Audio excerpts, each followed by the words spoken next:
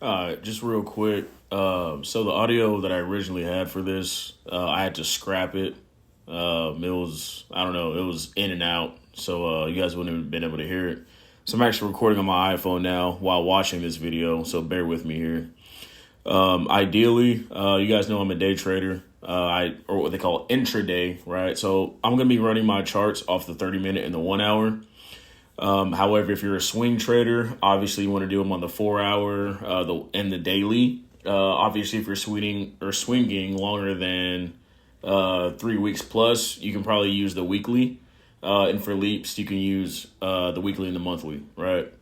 But ideally, the daily, if you're a swing trader. But if you're an intraday trader like me and like to get in and out of positions within the same day, you want to use a 30-minute and the 1 hour. You guys will be able to see a little bit later that even in if you use, I know some of you guys, especially the newer traders, like to use the 5-minute time frame. Personally, I don't think that's a smart idea. Too much noise, and the 1 minute as well, way too much noise. But if you mark your levels on the 30-minute and the hourly, you'll be able to see all the levels as well on the 5-minute and the 1 minute, whatever time frame you use, and you'll see that the reactions are actually going to be a lot stronger based on the 30-minute and 1 hour time frames here. So first thing you want to do is obviously take all the indicators off your chart. I do still have some of my zones here, but for the most part, you want to take all the indicators off your chart. You want to have what they call a naked chart, right? Let's see. I'm waiting for this to move here. What am I going to do? So pretty much what you're going to do is you're going to find spots where price reacts. When I say reacts, that means spots where, you see price or the candlesticks bounce and reject off of.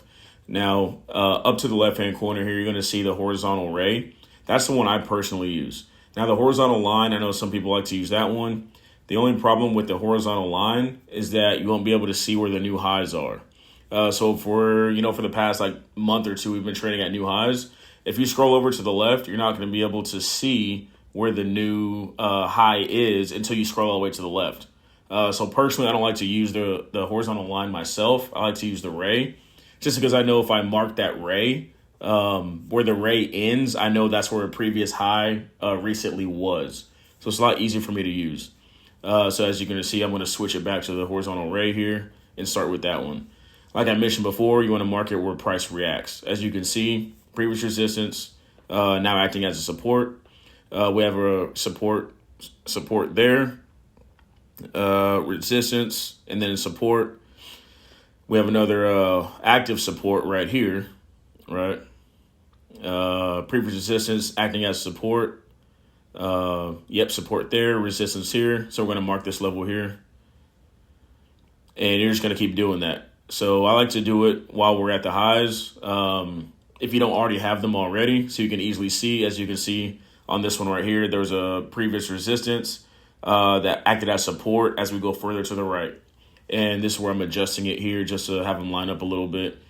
You can use the magnet tool to the far left if you want. Personally, I don't like to use it. If you're a few cents off, it's not going to hurt your trading. I mean, few cents off, you're still going to, hit those, 100%ers, 80%ers, whatever. As you can see here, we have a previous resistance, and there's also a support right after that resistance in that area.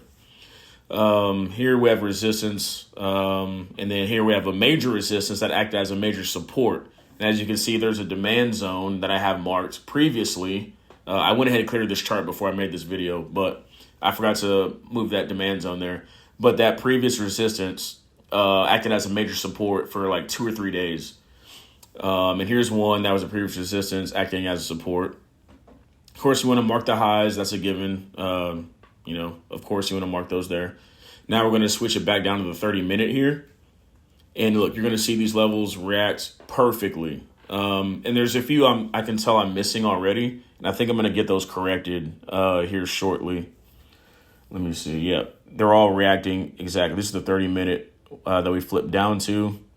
And the levels are playing out to a T, even on the smaller time frame from the 1 hour. This level, yeah. So this level I can see off rip. This is a zone. Yep. Yep, I could tell already. So we had a wick out. You can tell these wicks all over there, right? And then there was a wick out at the beginning, right? So we can actually mark that as a zone. That previous supply now acted as a demand zone, and you'll see how this lines up when I turn my indicators back on. Oh, there's a level I missed right there. That previous resistance to the far left acted as a actually we only got one support. But there's another, so that little in between right there, that gap, what I think was a 2-day gap or a 2-day mark, where we had a resistance, and the next day it acted as a support. So I went ahead and marked that one as well. And this one right here is a little bit tricky. This level might be a little forced, but we can still mark it just in case and see how price reacts moving forward. So yeah, we're gonna probably, I went ahead and marked that one there. It seems like there's a strong support right there that bounced multiple times on multiple different days. We could mark that one and kind of see where price reacts. I think I'm debating as I'm kind of hovering over it right there. Yeah, I think I'm going to go ahead and mark it, and we'll see how price reacts over the next few days to that level that is. But yeah, as you can tell in 30 minutes. So I marked this on the 1 hour, zoomed in. I'm sorry. Zoomed in a little bit, and then I went back down to the 30 minute because I had trade off the 30 minute. And as you can tell, the levels lined up to a T. And there was a few, I think like 2 or 3 I was missing. So I went ahead and marked those there on the 30 as well. Now I'm going to turn my indicators back on, which is the Smart Money Concepts Lux Algo indicator. And as you can see, all my demand zones line up exactly with my levels. And that main demand zone that I marked, Lux Algo also marked their demand zone there as well. So this is why it's also important for you to actually know how to draw your levels, know how to draw your demand zones. Because these algos and these indicators that a lot of you guys are using, you won't really need them if you actually know how to draw your levels in your zones accordingly. And that's pretty much it. So once you do that, you'll be good to go. And what you're going to do is obviously scroll through your watch list, scroll through everything, mark all your charts all the tickers that you pretty much play, mark all your levels and your demand zones, supply zones on those charts. And you want to make sure that you're trading every day with your levels marked. That way you know where your demand zones are. Hey, if this level breaks or if this supply zone breaks, I know we can target this next level or this next zone here. Simple as that. It makes your job a whole lot easier. That way there's no guessing game. A lot of times, some of you guys are always asking, hey, where do I exit? How do you know when to exit? How do you know when to target? It's just the next level. Simple. If this level fails, I'm going to target this next level. If this level breaks above, I'm going to target this next level. Hey, where do I put my stop loss at? Well, okay, if I'm taking calls and the level drops below where I took my entry at, we lose that next level and I'm in a call, then I know, all right, that's my stop loss right there. I'm down 40%. I should probably cut it right there, right? So that's just a little synopsis of how I run my charts.